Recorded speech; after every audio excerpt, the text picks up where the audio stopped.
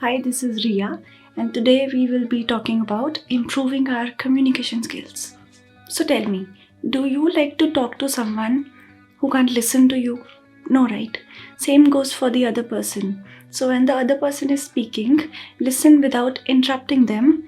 Don't look into your phone and let them complete their sentences. See, we feel good when we know that we are being heard.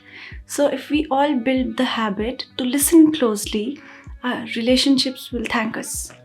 A tendency we all have is that when the other person is speaking, we start to think of what we have to say.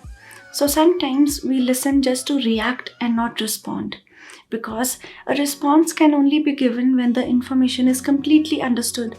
So first, practice mindful listening. It's when you are aware of any thoughts and feelings that might distract you. And when you are aware, you can easily bring back your attention to the conversation. Second, practice empathetic listening. That is, when you not just listen to the words, but you understand the feeling behind what is being said. Your body language says what's not being said. In fact, 60 to 90% of communication is non-verbal, meaning through facial expressions, gestures, posture, and tone of the voice. And you know that actions speak louder than words. We want to adopt a positive body language. That is, when your movements, gesture, convey to the other person that you are listening, you are interested, and open to the communication. Our posture should be erect yet relaxed, shoulders open, nice and back. A firm handshake conveys confidence, just don't crush the other person's hand. Head nodding and saying, okay, yes, shows that you are listening, but don't do this mindlessly like we used to do in school in front of teachers. Yes, ma'am. Yes, ma'am. Try to keep a soft eye contact. Soft is important because don't just stare the other person to death. It just means that don't keep looking here and there. Don't look over their shoulders or behind them, because this distracts the other person, because the other person knows where you are looking. Usually this area around your eyes and nose is where you can keep your eyes on. When the situation allows, smile, because it breaks walls and it can create a comfortable environment. It radiates positivity, so why not? You can show that you are interested by leaning in a little bit, but again, don't just lean so much that it hurts their space. First, avoid touching your face again and again, avoid crossing your arms over the chest, and avoid nail biting. Second, avoid fidgeting, meaning you are continuously touching something or the other. This is a sign of nervousness or boredom, and we don't want to convey that.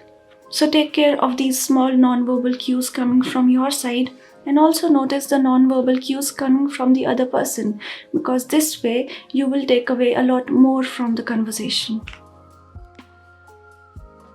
So I am not saying that you have to agree with everything the other person is saying.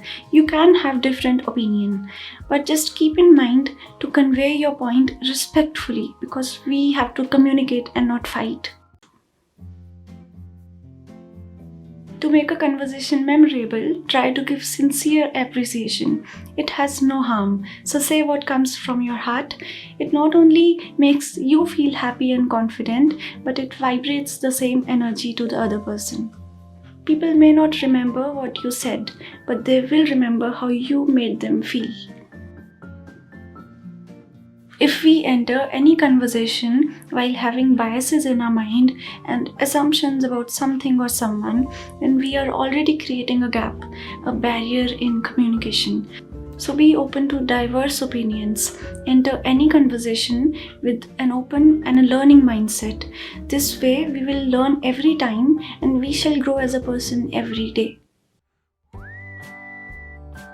Listen to these lines from this book. The name sets the individual apart. It makes him or her unique among all others. The information we are imparting or the request we are making takes on a special importance when we approach the situation with the name of the individual.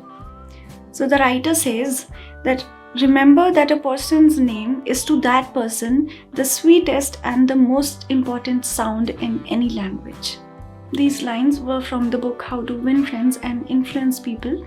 The title may not be very appealing to everyone, but it's a good book if you want to learn more about dealing with people and communicating with them. This is all for today, folks. Thanks a lot for joining. If you could take away something from this video, let me know by giving it a thumbs up. And you can support the channel by subscribing and turning on the notifications. I'll see you next time. Take care.